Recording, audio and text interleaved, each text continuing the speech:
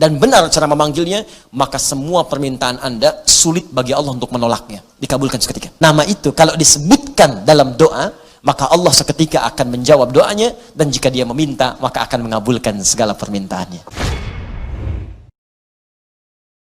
Nah sekarang, untuk menunjukkan itu semua, maka ada satu kaidah. Kalau kaidah ini benar, dan inilah dari kalimat Bismillahirrahmanirrahim, akan muncul kemudian kalimat-kalimat lain sebagai tafsir dari kalimat ini, dan satu dengan yang lainnya akan saling menjelaskan. Indahnya nanti, keterangan di Al-Fatihah, dirinci di Al-Baqarah. Terusannya ada di Ali Imran. Sampai dengan ke An-Nas, indah luar biasa.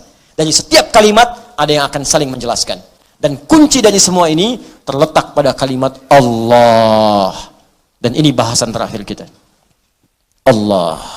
Makanya saya akhirkan.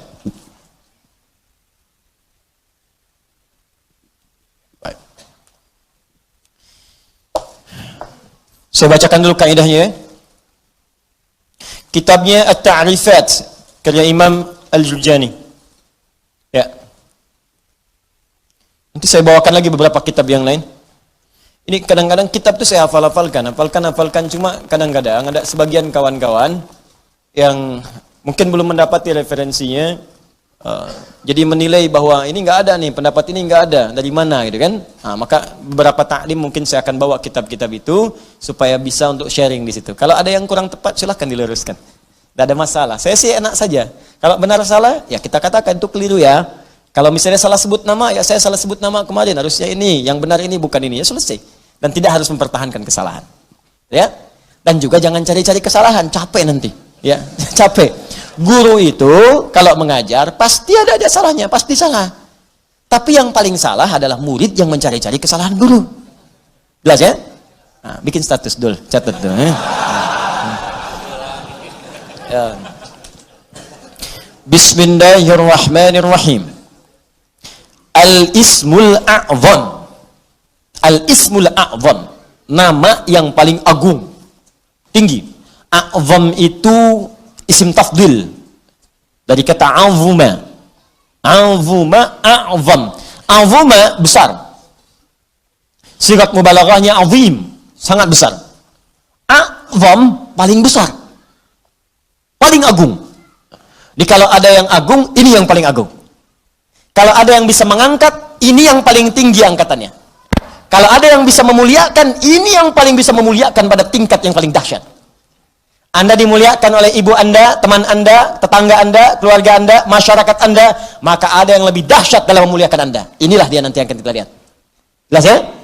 Nah, mari kita lihat Al-Ismul A'zam. Huwal ismul jami' li jami'il asma'. Huwal ismul jami' li jami'il asma'. Al-Ismul A'zam ini adalah nama yang mencakup seluruh nama-nama kemuliaan, nama-nama kebaikan. Jadi kalau ada semua nama baik, puncaknya nama ini. Puncaknya nama yang ini. Ya. Apa nama yang dimaksudkan? Yuk kita lihat. Qila, dikatakan nama Al-Ismul A'zam itu tidak ada yang lain. Wallah, yaitu Allah. Allah. Allah. Ini.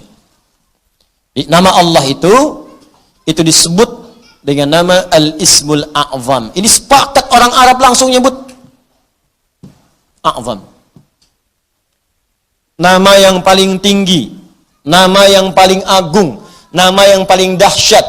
Al-Ismul Jami' li Jawami' Sifatil Mahmudah li Jami'il Asma'. Nama terbaik, teragung yang mencakup semua nama kebaikan yang pernah ada. Makanya ketika Allah memperkenalkan nama ini, Allah menyebutkan bahwa nama Allah ini memiliki semua sifat-sifat nama-nama kebaikan. Baik namanya ataupun sifatnya. Itu kita temukan di Quran surah ke-7 Al-A'raf ayat 180. Quran surah ke-7 ayat 180. Di halaman 174, posisi paling kiri, baris yang keempat, sebelah atas. Walillahil asma'ul husna fad'uuhu biha. Walillahil asma'ul husna. Walillah, hanya milik Allah. Walillah, hanya milik Allah, al-asmaul husna, semua nama-nama yang baik-baik. Di semua nama-nama baik itu terkumpul semua punya Allah. Makanya ketika disebutkan nama Allah, itu mencakup semua nama-nama yang baiknya. Di Anda ketika menyebut nama Allah, Allah, Allah, ya Allah, Allahumma, ya Allah, itu sudah mencakup semua nama-nama yang terbaik yang melekat pada Allah Subhanahu wa taala dan sifatnya. Makanya kalau Anda mau memanggil kepada Allah, kata Allah, silakan sebut nama Allah secara singkat. Di mana ditemukannya? Boleh Quran surah ke-17 misalnya, ayat ke-110. Ya, Quran surah ke-17 ayat 110. Ya. Halaman 293. Posisi paling kanan di baris yang ke-6. Qulid'u Allah awid'u ar-Rahman ayyamma tad'u falahul asmaul husna. Qulid'u Allah, kalau Anda sedang punya masalah, sedang punya persoalan, sedang punya kebutuhan, qulid'u Allah, panggil Allah, sebut, minta.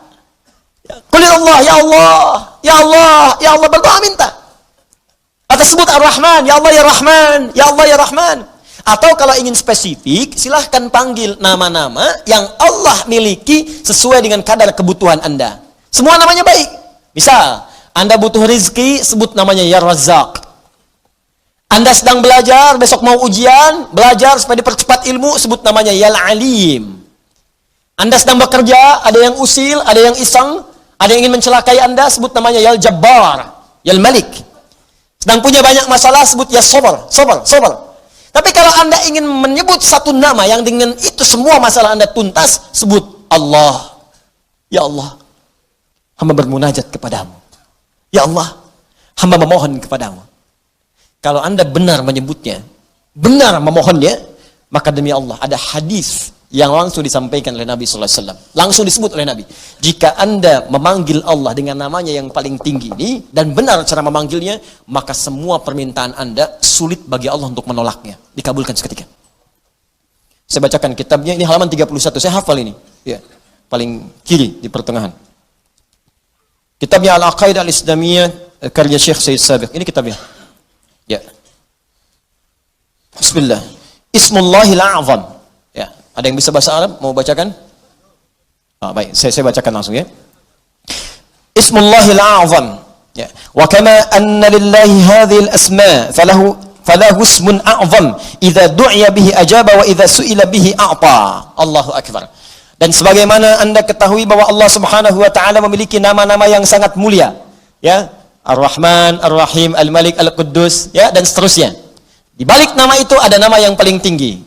Dan kalau nama paling agung, paling tinggi itu Anda sebut dalam berdoa, idza du'iya bihi ajaba, maka Allah akan langsung mengabulkan. Wa idza su'ila bihi a'fa, dan jika Anda memohon kepada Allah, minta dengan nama itu, maka Allah akan memberikan apa yang Anda minta. Ya, mari kita lihat.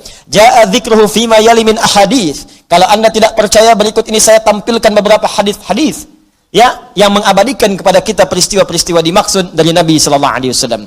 An Buraidah radhiyallahu taala anhu qala, hadis pertama dari Buraidah, ya, semoga Allah meridai kepada beliau, qala sami'an nabiyyu sallallahu alaihi wasallam rajulan yad'u. Satu kali Nabi sallallahu alaihi wasallam pernah mendengar seorang lelaki sedang berdoa.